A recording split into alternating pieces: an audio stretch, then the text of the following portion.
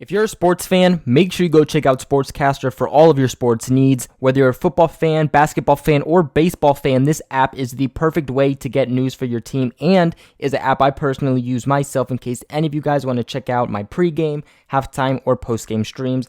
I'll leave a link in the description below. What is up, Pats Nation? It's Patriots Global back here with another video, and in this one, we are going to be talking about that very disappointing loss that the New England Patriots just suffered at home. As I'm sure 95% of you already know by now, the New England Patriots lost at home to the Kansas City Chiefs 16-23, their first time losing at home since that home game against the Carolina Panthers when Stephon Gilmore had that defensive pass interference, which led the Carolina Panthers down after the automatic first down to a field goal. And boom, the Panthers take that win away at Patriots home. Patriots went the rest of that season and all of last season being undefeated at home, and now, sadly, that record comes to an end. Now, look, this definitely is not one of those cases where, it's just a salty loss and we're trying to find reasons on why we lost and we're going to blame it here on the refs, okay? It's not that situation, and I will straight up say that, look, there's a lot that the Patriots should have done. Offensively, defensively, it was not a pretty game, but we should be sitting here right now. I should be making a video on how the Patriots won, okay? It should be a sloppy win and a lot that would still need to be fixed, but nonetheless a win. The reason that we're sitting here right now talking about the loss and the reason that we will be waking up tomorrow morning on Monday having to suffer the loss from the previous day ultimately comes down to these refs. So let's start with the first big call that costed the Patriots this loss, and that is going to be on the play where Travis Kelce fumbled. Okay, originally the refs tried to say that this was just incomplete, okay, that he was down.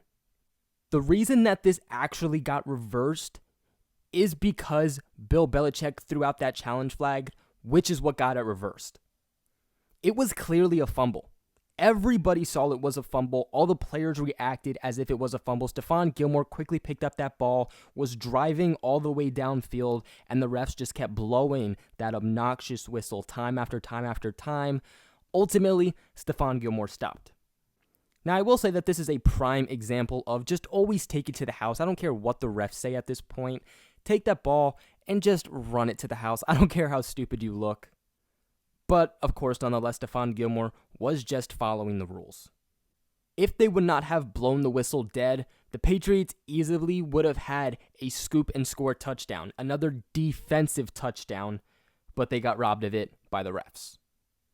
Not only did it prevent the Patriots from getting a touchdown, it also affected Bill Belichick and the fact that he had to use his last challenge flag of the game. Let's keep in mind that he previously used one earlier in the game on a Chiefs third down. Bill Belichick tried to call it, saying that they didn't convert, and also calling Travis Kelce on offensive pass interference, but he ended up losing that challenge and the Patriots got costed for a timeout.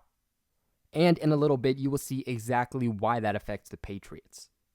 Now, the next big one here is the one that probably pisses about 99% of you off the most, and that's going to be Nikhil Harry's touchdown. And look, Nikhil Harry has not gotten a lot of time in this offense between being on IR and even since returning has just not gotten a lot of snaps, but he was finally given one.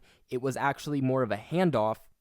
He gets caught in traffic, but ultimately he stays in bounds and he dives for the touchdown. A clear and easy touchdown. You look at the replay and he was close to going out, but not close enough to the fact that the refs had an excuse to say, oh yeah, it was definitely out of bounds. Now, with Nikhil Harry's touchdown, the Patriots wouldn't have been in the lead. They wouldn't have tied the game just yet. But it wouldn't have been a deficit of 7 points. It would have been cut down to 3, which obviously makes things a whole lot easier. You saw Nikhil Harry's arms throw up. You saw all the players freaking out. You had Tom Brady with his hands up saying that it was a touchdown. Everybody on the field knew it was a touchdown, except somehow every single ref that was on that field was not able to see it. And with all the commotion that was going on, with something that is such a controversial play, you think that they would have said, okay, you know what? Let's go back and look at it. They had time to do so, They chose not to go back and look at the play. This put the Patriots down at the 3-4 yard line, and sadly, New England was not able to capitalize on any of the touchdowns with the rest of the downs that they had at hand, and they had to settle, of course, for 3 points instead of the 7 points that they rightfully had. If Bill Belichick was able to challenge this, that is a guaranteed turnaround, except for, oh yeah, Bill Belichick's not allowed to challenge anything else for the rest of the game. So already, that is 14 points that the Patriots were just duped out of. And then the last big call here is going to be late in the game. Patriots have the ball back. They're trying to drive down the field and get that touchdown to tie the game. Tom Brady throws a long one down the field to Philip Dorsett. Dorsett is within the 10-yard line easily, possibly within the 5. Nonetheless, though, all the way downfield, just knocking on the door of the Patriots' end zone.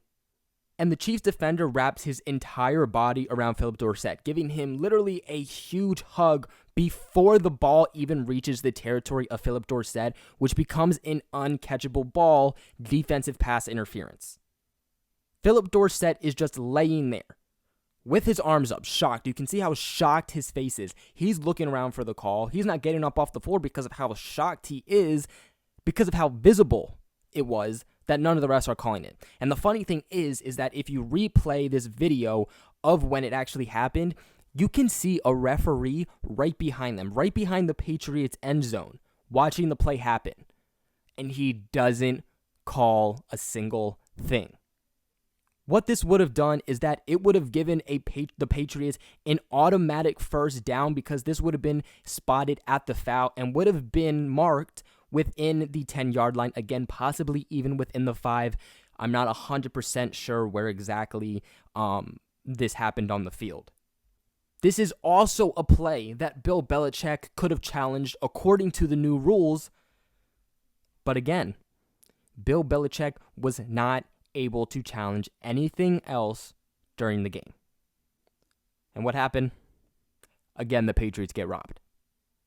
Of course, again, throughout the night, there were some stupid little calls, but these were the 3 big ones, the 3 game-changing ones, and of course, 3 very big plays that were very visible, 3 plays that should have at least been looked at and were not.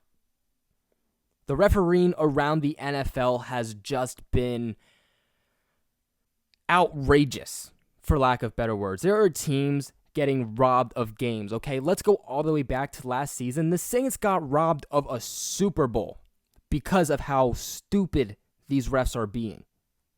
Look, I get there's going to be little calls here and there that the refs can't see, and I completely understand that.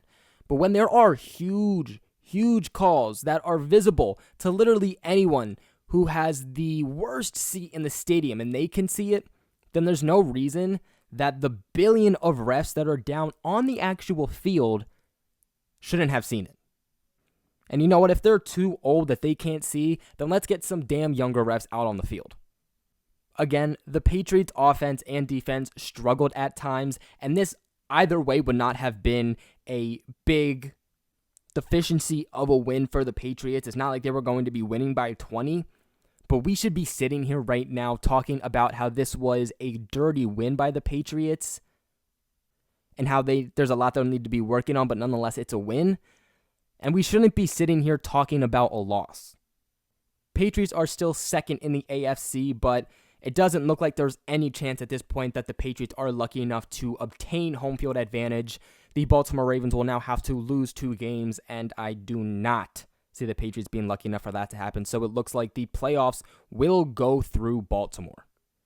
But that is it for today's video. We are on to Cincinnati. What are your guys' thoughts on this? I had the Patriots winning this one. And of course, sadly, it didn't turn out like that. What are your guys' thoughts on this whole situation? Let me know in the comments below.